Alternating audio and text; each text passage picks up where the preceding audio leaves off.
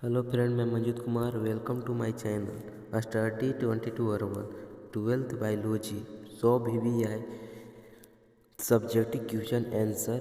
और यह part 1 video रहा। पार्ट 1 वीडियो में 10 क्वेश्चन करवाया जाएगा और पार्ट 2 वीडियो में इसके बाद करवाया जाएगा।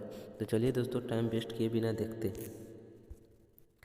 फर्स्ट नंबर क्वेश्चन है, फर्स्ट नंबर के अलायकी के जनन मुकुलन से आप क्या समझते हैं? तो अलायकी जनन मुकुलन से आप क्या समझते हैं? अलायकी जनन मुकुलन से हम यह समझते हैं कि इस प्रकार के जनन में जनक के शरीर में कोई बल्ब शरीर की प्रवर्धक निकल आती है जिसे क्या कहते हैं? मुकुलन कहते हैं। मतलब जनक के शरीर से इसमें बल्ब शरीर की प्रवर्धक निकल आते हैं जिसे क्या कहते हैं? मुकुलन कहते हैं। तो 2015 और 14 में क्वेश्चन पूछा गया है।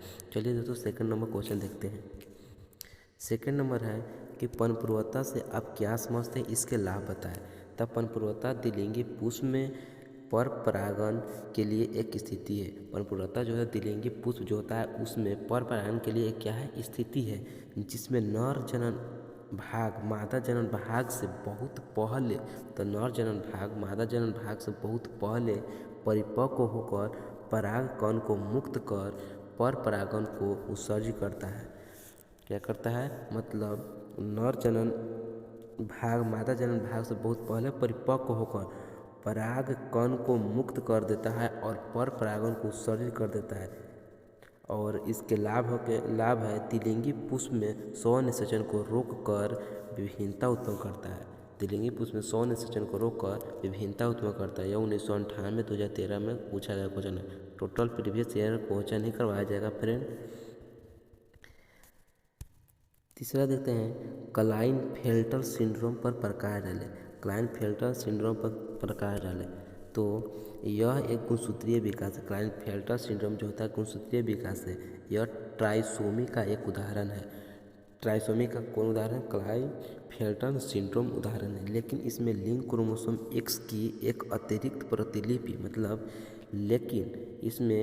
इनमें लिंग क्रोमोसोम एक्स की एक अतिरिक्त प्रतिलिपि के मौजूद होने के चलते मानव कोशिकाओं में 47 क्रोमोसोम यानी कि 44+XXXY हो जाता है। यह लक्षण पुरुषों में पाया जाता है जो देखने में क्या होता है? समान होता है। मतलब कि क्रोमोसोम एक्स की एक अतिरिक्त प्रतिलिपि के मौजूद होने के चलते, मतलब लिंग क्रोमोसोम एक्स के मौजूद होने के चलते 47 क्रोमोसोम हो जाता है। यह लक्षण पुरुषों में पाया जाता है जो देखने में क्या होता है? समान लगता है। 2013, 18, 19 में पूछा गया क्वेश्चन है। 4 नंबर है, सहलंगता को परिभाषित करें। सहलंगता दो होमोलोगस गुणसूत्रों के धागों को एक दूसरे के साथ जोड़ने की घटना सहलंगता कहलाता है। यह बिहार बोर्ड में पूछा 2011 और 20 में पूछा गया क्वेश्चन है। 5 नंबर क्वेश्चन देखते हैं, अनुकूलन क्या है, इसका वर्णन करें। अनुकूलन क्या है, इसका वर्णन करें। तो सफलतापूर्वक जीवित रहने या प्रजनन करने हेतु, मतलब जीवित रहेंगे और प्रजनन करने हेतु रहने के किसी जीवधारी का अपने वातावरण के अनुरूप, कोई जीवधारी रहेगा अपने वातावरण के अनुरूप ढालना ही क्या कहलाता है? अनुकूलन कहलाता है। परंतु अनुकूलन का प्रयोग किसी ऐसे लक्षण के लिए भी किया जाता है जो उसी जीवधारी को अपने पर्यावरण के अनुकूल बढ़ाने में मदद करता है। अपने पर्यावरण के अनुकूल बढ़ाने में मदद करता है, इसमें प्रयोग किया जाता है अनुकूलन का। यह 2013 और 19 में पूछा गया क्वेश्चन है। 6 नंबर क्वेश्चन देखते हैं। 6 नंबर है कि आनुवांशिक कोड के गुण या विशेषता बताएं। आनुवांशिक कोड के गुण या विशेषता बताएं।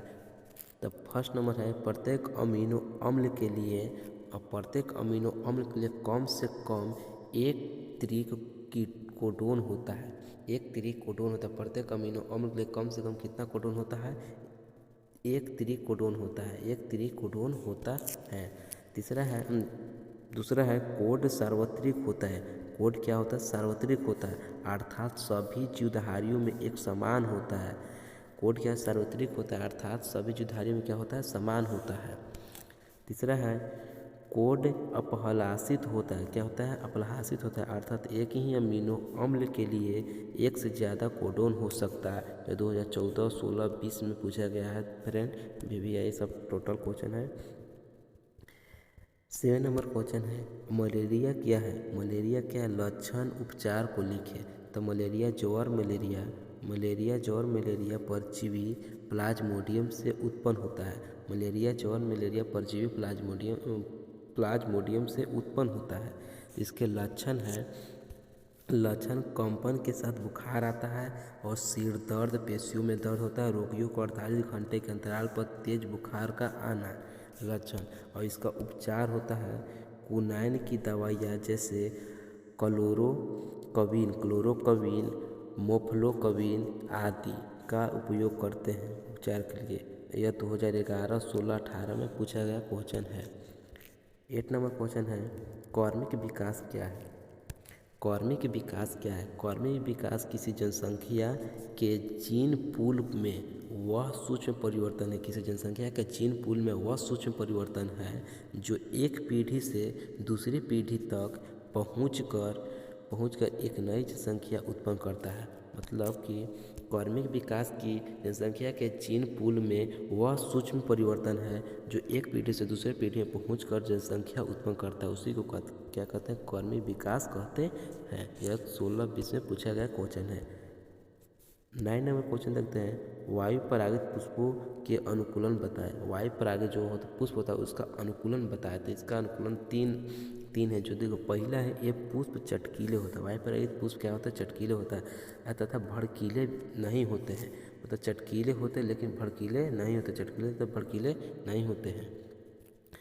दूसरा है, ये पुष्प छोटे होते हैं। वायु परागित पुष्प कैसा होता है? छोटे होते हैं, रंगहीन तथा गंधहीन होते हैं।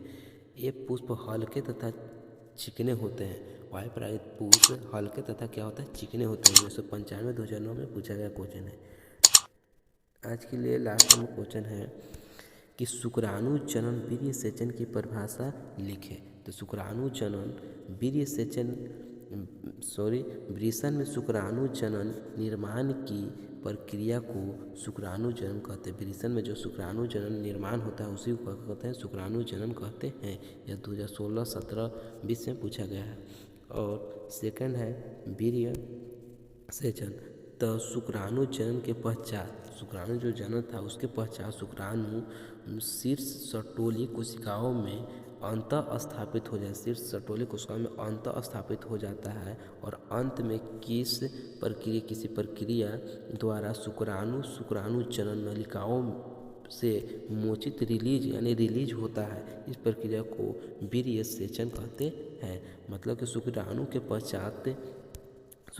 पश्चात शुक्राणु शीर्ष सटोली कोशिकाओं में अंत स्थापित होता है और अंत में किसी प्रक्रिया द्वारा शुक्राणु जनन नलिकाओं में मोचित रिलीज होता है। इस प्रक्रिया को वीर्य सेचन कहते हैं। चलिए दोस्तों, आज के लिए इतना ही। मेरे चैनल पर नए हैं तो लाइक, शेयर, सब्सक्राइब कर दें ताकि मैं कोई वीडियो डालूँ तो इस तरह के वीडियो आ सके। चलिए दोस्तों।